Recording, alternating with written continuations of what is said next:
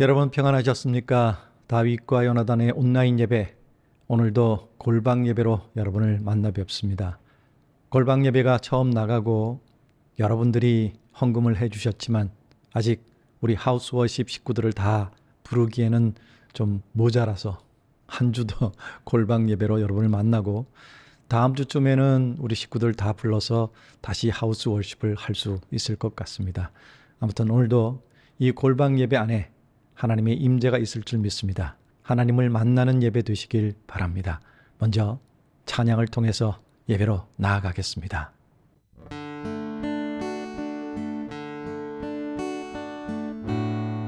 예수를 나의 구주 삼고 성령과 피로서 거듭나니 이 세상에서 내 영혼이 하늘의 영광 누리도다. 이것이 나의 간증이요, 이것이 나의 찬송일세. 나 사는 동안 끊임없이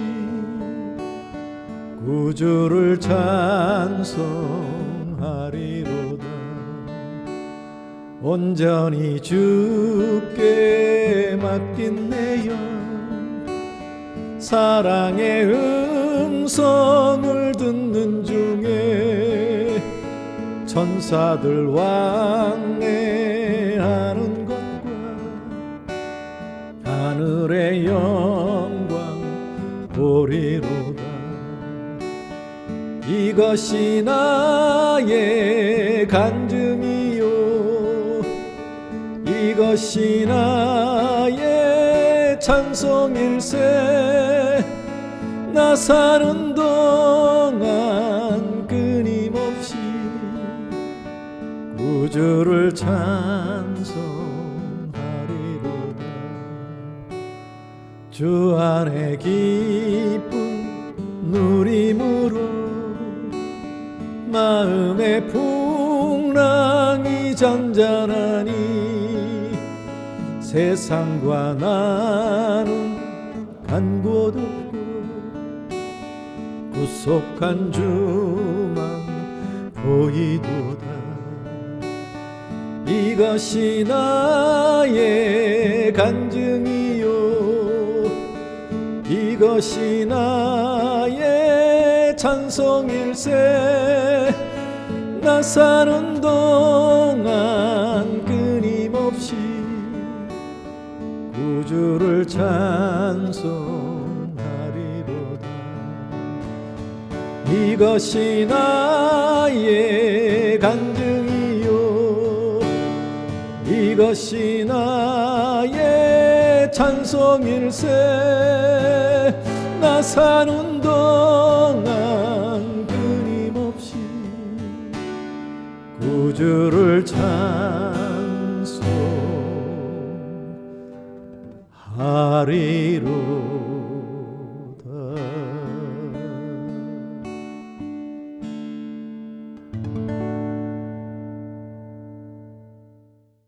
기도합니다. 하나님, 오늘도 골방 예배로 하나님께 예배를 드립니다. 이 예배 역시 하나님 임재하시는 줄 믿습니다. 오늘도 우리의 모든 죄를 도말하셔서 성소를 통해 지성소로 나아가 하나님을 만나기에 부족함 없는 예배 되게 하여 주시옵소서. 우리의 힘으로, 우리의 노력으로, 우리의 공로로는 나아갈 수 없음을 압니다. 보혈의 공로를 의지하오니 주의 보혈로 우리를 깨끗하게 하여 주시고 씻어 주셔서 오늘 하나님을 만나는 예배 되게 인도하여 주시옵소서. 이 예배를 위해 온 마음 다해 안타까운 마음으로 헌금해 주시는 많은 분들의 헌금이 있습니다. 아직은 부족하여 우리 하우스 워십 식구들이 다 나오지 못했지만 하나님, 그들의 간절한 마음 하나님께서 받아주시옵소서. 그들의 예배 헌금과 그들의 11조와 그들의 감사 헌금과 선교 헌금, 구제 헌금, 건축 헌금도 하나님 연락하셔서 저들의 삶이 이 땅에서 하나님의 부여로 풍성케 하여 주시옵소서. 삶의 모든 필요를 채우시고 땅에 기름진 것과 하늘에 신령한 것이 차고 넘치게 하여 주시옵소서. 오늘도 말씀 앞으로 나아갑니다. 말씀하여 주시옵소서. 그 말씀 무릎 꿇고 듣기를 원합니다. 그리고 결단하고 실천하게 도와주시옵소서. 오늘도 예배 처음부터 끝까지 하나님 우리를 붙드시는 예배, 하나님을 만나는 예배, 회복되는 예배 되기를 간절히 소망하며 예수 그리스도의 이름으로 기도하옵나이다. 아멘.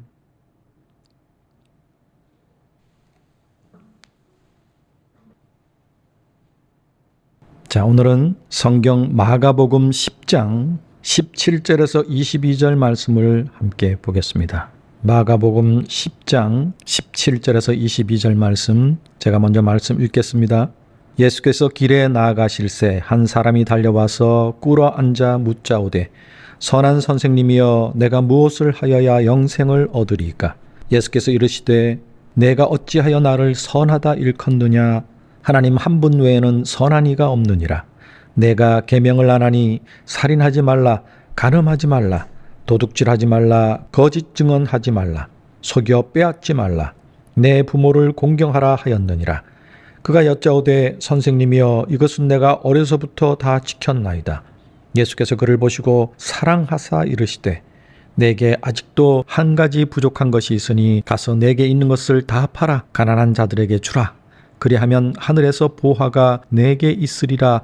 그리고 와서 나를 따르라 하시니 그 사람은 재물이 많은 고로 이 말씀으로 인하여 슬픈 기색을 띠고 근심하며 가니라. 아멘. 많은 그리스도인들이 일주일 내내 일하다가 주일조차 몸에 무리가 갈 만큼 교회를 섬깁니다. 찬양팀과 성가대와 안내위원, 주차위원, 식당봉사 등등 분에 넘칠 만큼 또 많은 헌금도 합니다. 그런데 그렇게 울부짖고 기대하는 만큼 하나님의 복과 평안을 누리지 못하고 있는 것 같습니다. 그렇게 신앙생활하다가 몇 년이 흘러가면 서서히 매너리즘에 빠집니다. 그냥 그게 일상화되는 것이죠. 무감각해집니다. 이제는 예배와 헌신이 별 감동 없이 흘러가면서 하나님을 만나는 예배라는 감격도 무뎌지게 됩니다. 사라져가죠. 그렇게 흘러가다가 사람과 관계에서 좀 삐걱거리게 되거나 삶의 위기를 경험하면서 시험에 빠지게 되죠. 그것을 지혜롭게 극복하지 못하면 심지어는 하나님을 떠나기까지 하는 것을 많이 보게 됩니다. 혹시 그 과정 가운데 있다면 오늘 내 믿음에 수정해야 할 부분이 무엇인지를 점검해 보시길 바랍니다. 오늘 본문 말씀을 통해서 교정받기를 바랍니다.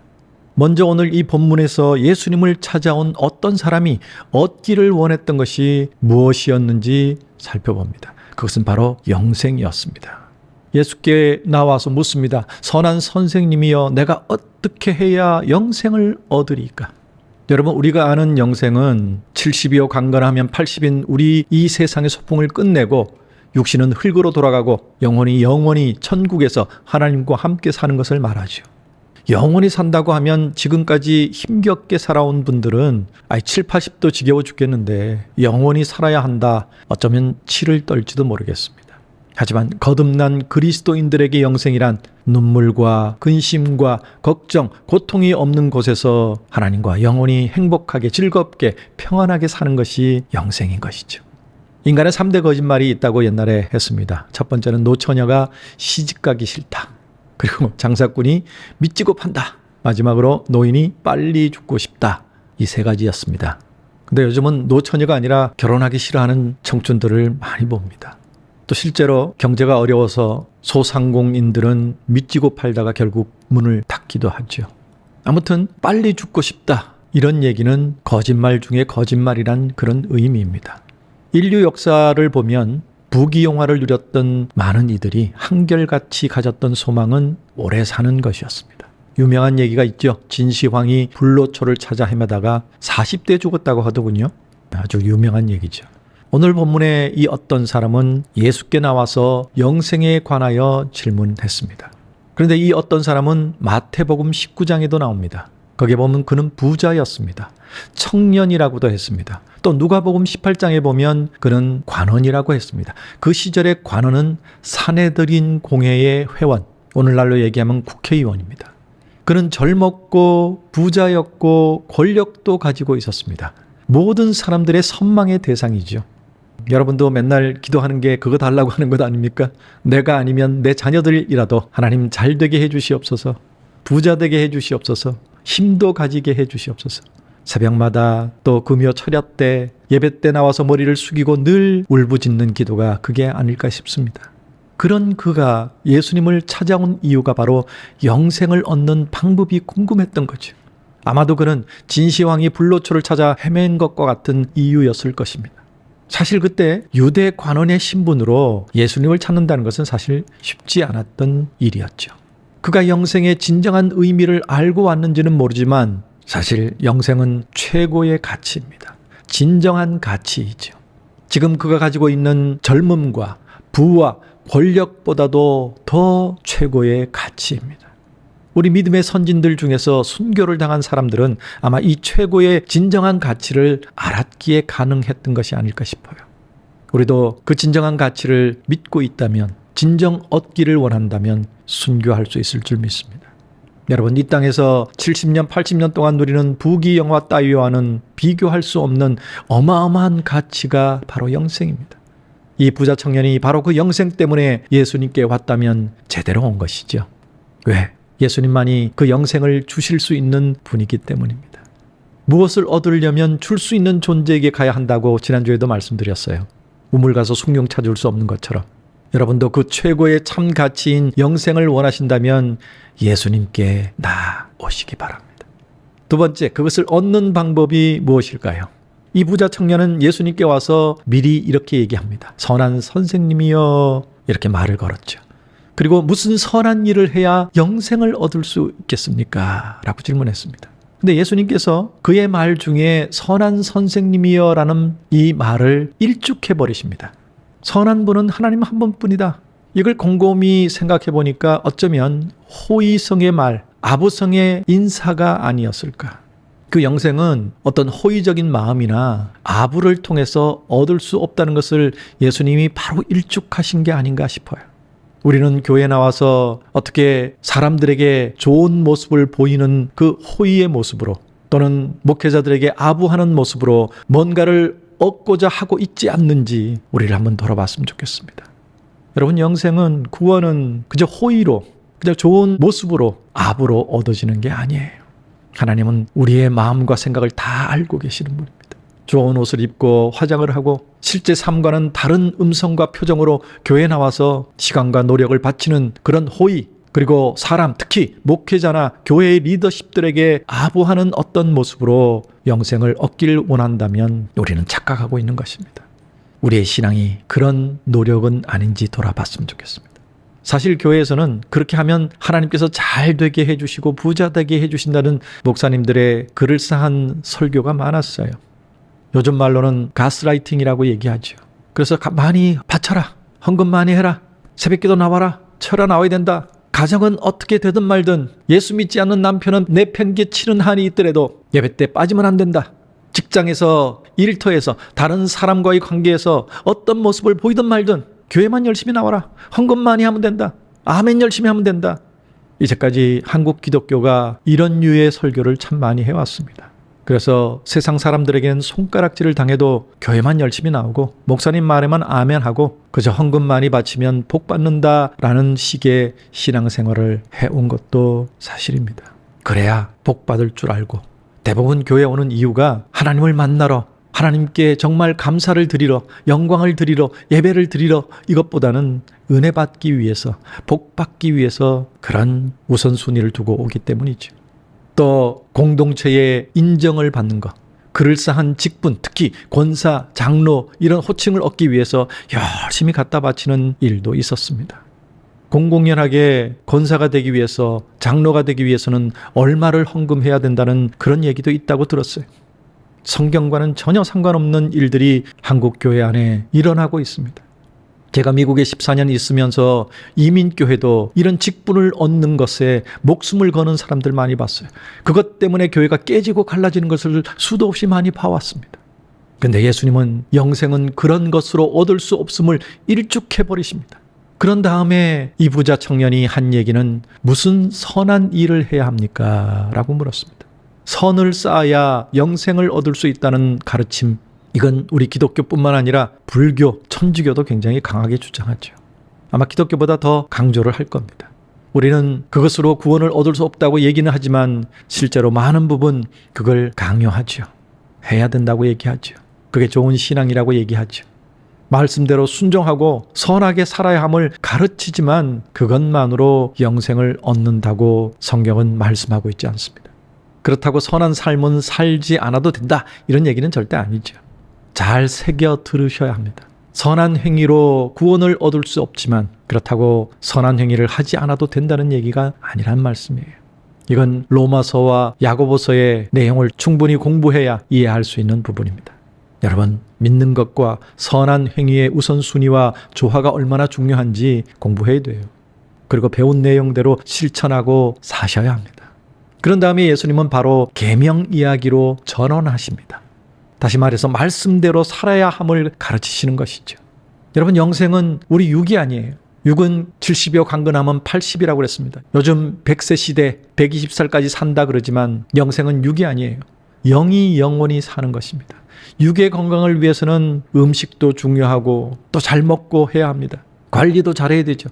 마찬가지로 영을 위해서도 말씀이 양식이라는 사실을 이미 아시듯이 열심히 그 양식을 먹어야 돼요. 관리 잘 해야 돼요. 근데 요즘 교인들의 분위기는 영의 양식인 말씀에는 큰 관심들이 없는 것 같습니다. 하도 많이 들어서 그런지. 설교는 한쪽 귀로 듣고 한쪽 귀로 흘려버리는 수준이죠. 이것에는 우리 목사님들의 책임도 크다고 할 수 있습니다. 하나님의 말씀을 현 시대에 사는 사람들에게 잘 적용해서 전하여 주는 것에서 벗어나서 훌륭한 연설이 영성이 있는 설교고 그렇게 오해하게 만들었습니다. 사심을 넣어서 말씀을 왜곡시키기도 했죠.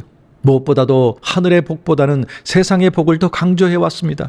교회에 뭔가를 많이 바치도록 유도해서 그것을 누리는 것으로 목회의 성공 여부를 하나님의 기준이 아닌 세상의 기준으로 합리화했기 때문에 기독교는 미신에 가까운 종교로 오해받게 되었습니다. 성경으로 돌아가야 합니다. 말씀으로 돌아가야 합니다. 말씀을 제대로 공부하고 그 말씀대로 살아야 여러분 영생을 얻을 수 있습니다. 구약은 이스라엘과 하나님과의 계약이었습니다. 근데 예수님은 십자가를 통해서 그 계약을 모든 인류로 확대하셨죠. 그러시면서 구약의 그 어마어마한 율법의 말씀을 두 가지로 요약해 주셨습니다. 첫째는 하나님을 사랑하는 것이고 둘째는 이웃을 내 몸과 같이 사랑하는 것입니다. 그런데 이 예수님의 율법의 완성의 말씀에는 관심이 없고 여전히 율법에 머물러 있는지 모르겠습니다. 사실 목회자 입장에서는 그것으로 성도들을 올가매고 정죄하고 심지어는 협박하고 내 교인으로 올가매기 쉽기 때문에 그것을 목숨을 걸고 가르쳤는지도 모르겠습니다. 성경의 내용만으로도 숨이 막히는데 더 심한 말로 심지어는 욕설까지 해가면서 협박하기도 하죠. 그래서 몸과 물질뿐만 아니라 목숨과 자신의 가치까지도 무의식적으로 갖다 바치는 그런 모습을 요즘 유튜브를 통해서 너무 많이 보고 있습니다. 저건 신앙이 아닌데 뭔가 잘못되어 가고 있다는 사실을 여러분 느끼지 않습니까? 신앙이 아닌 것이 마치 신앙인 것처럼 영성인 것처럼 그렇게 가고 있는 모습이 너무나도 안타깝습니다. 말씀으로 돌아가야 합니다. 예수님의 말씀에 집중해야 합니다. 하나님을 온 마음 다해 사랑하셔야 합니다. 내 복이 우선이 아니라 하나님을 사랑하는 것이 우선이 돼야 돼요. 근데 하나님을 내 몸의 안녕과 부귀를 위해 이용하는 수준이 요즘 교회의 수준이 아닌지 모르겠어요.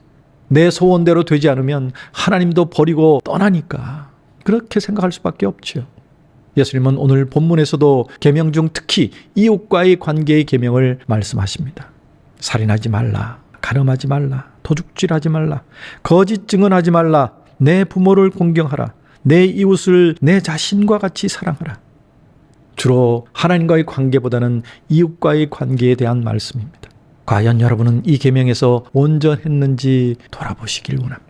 우리의 말로 마음으로 수도 없이 살인하지는 않았는지, 마음속으로 엄청나게 간음하면서 간음한 여인 같은 사람들의 이야기에 돌을 들고 성토하지는 않았는지, 직장이든 사람들과의 관계에서든 심지어는 교회에서도 물질 문제에 양심에 꺼리낀 적은 한 번도 없었는지, 그리고 단 한 번도 거짓말하지 않았는지, 부모를 공경하기는커녕 시대에 뒤떨어진 고집을 부린다는 꼰대 취급하고 늙고 병들면 부담스러워하지 않는지 말입니다.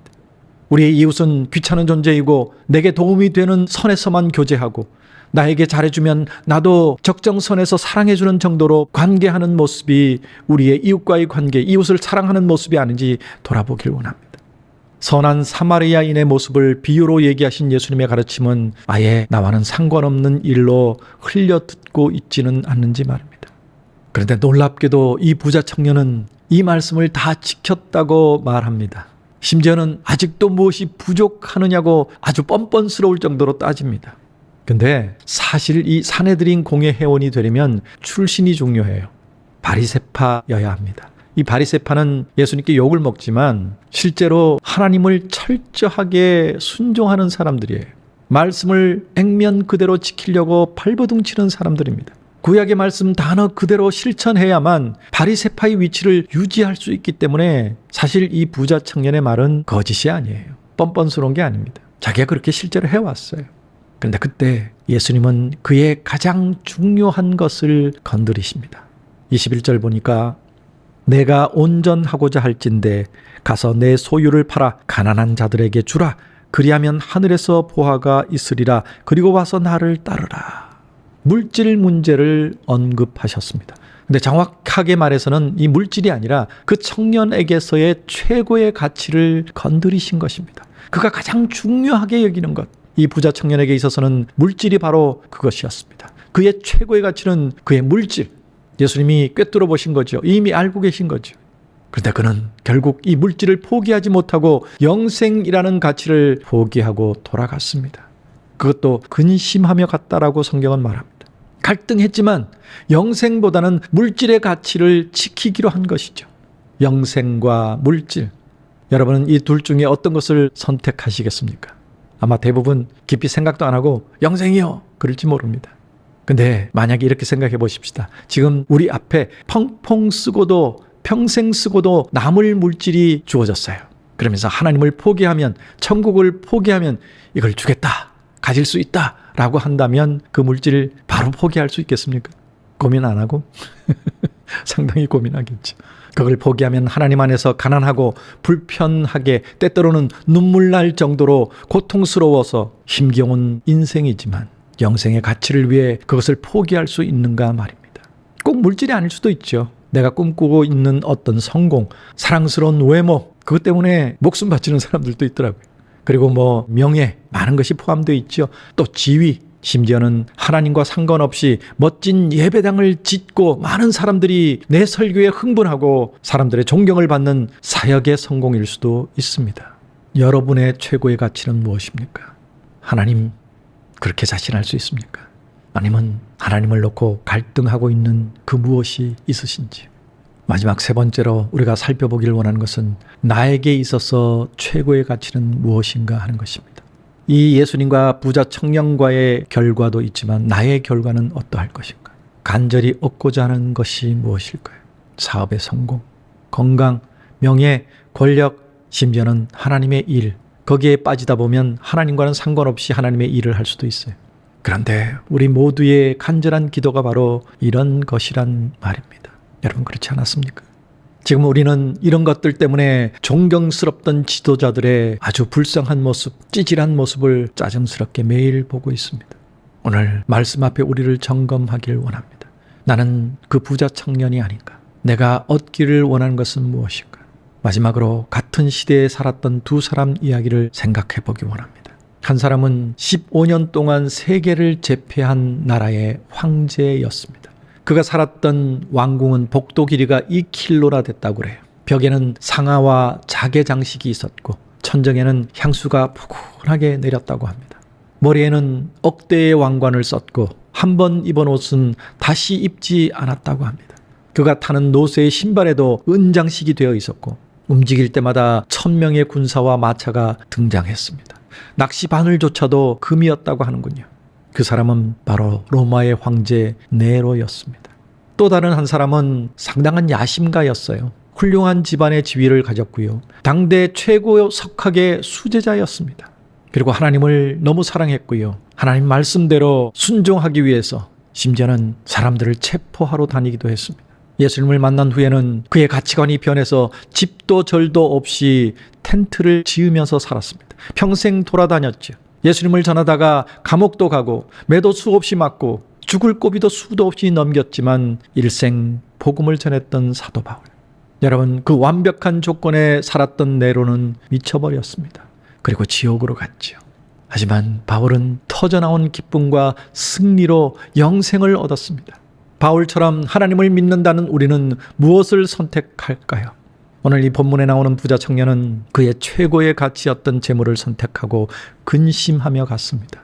우리도 영생이 아닌 다른 어떤 가치를 선택한다면 근심하며 살다가 지옥에서 영생을 살게 될 것입니다. 여러분, 우리 가난하고 고난도 많고 힘들다고 영생을 포기하지 마십시다. 이 땅에서 성공 못해도 영생을 최고의 가치로 삼고 하나님과 동행하는 기쁨과 평안을 누리는 것이 진정한 행복임을 깨달으시길 바랍니다. 남들과 비교하고 세상의 좋은 환경에 사는 사람들을 부러워하고 그거 못 얻어서 속상해하면 우리는 행복할 수 없어요. 하지만 좀 가난해도 좋은 거 못 먹어도 때로는 고난에 눈물이 나도 그러나 나는 하나님과 함께 사는 영생을 선택하겠다. 이게 진짜 행복임을 믿으시기 바랍니다. 오늘 행복이라는 찬양을 함께 부르고 이 찬양 부를 때 또 말씀드리지만 헌금해 주시길 바랍니다. 여러분의 헌금으로 이 예배는 계속 이어지고요. 또 저 혼자 골방 예배가 아닌 하우스 워십 식구들을 다 불러서 함께 예배하는 행복이 있게 될 줄로 믿습니다. 이 찬양할 때 여러분 정성을 모아서 헌금해 주시면 감사하겠습니다.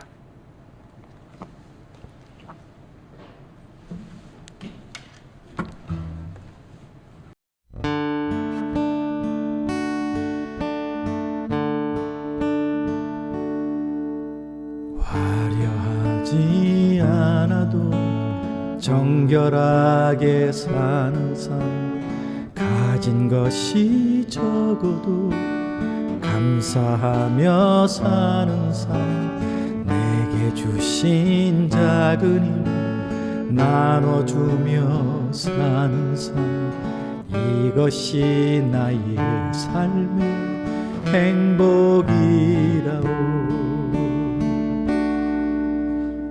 눈물 날 일 많지만 기도할 수 있는 것, 억울한 일 많으나 주를 위해 참는 것, 비록 짧은 작은 삶 주 뜻대로 사는 것, 이것이 나의 삶의 행복이라오. 이것이 행복이라오. 세상은 알 수 없는 하나님 선물, 이것이 행복이라오.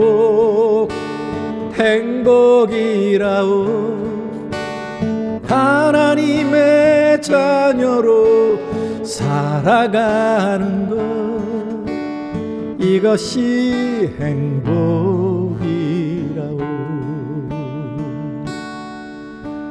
화려하지 않아도 정결하게 사는 삶, 가진 것이 적어도 감사하며 사는 삶, 내게 주신 작은 힘 나눠주며 사는 삶, 이것이 나의 삶의 행복이라오.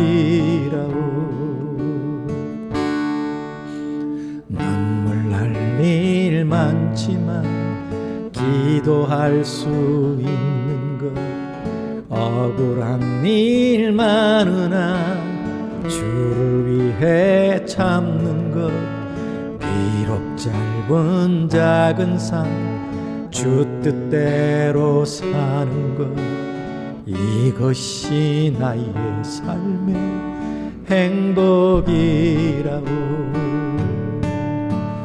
이것이 행복이라오. 세상은 알 수 없는 하나님 선물, 이것이 행복이라오. 하나님의 자녀로 살아가는 것, 이것이 행복이라오. 이것이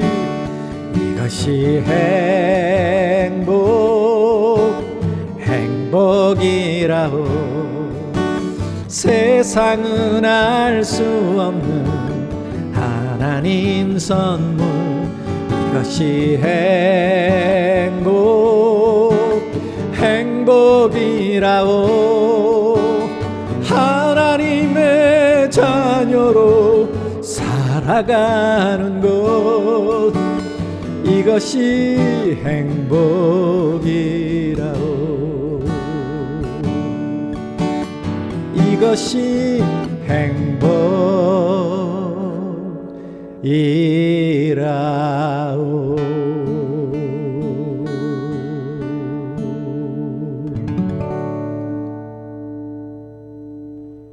아멘.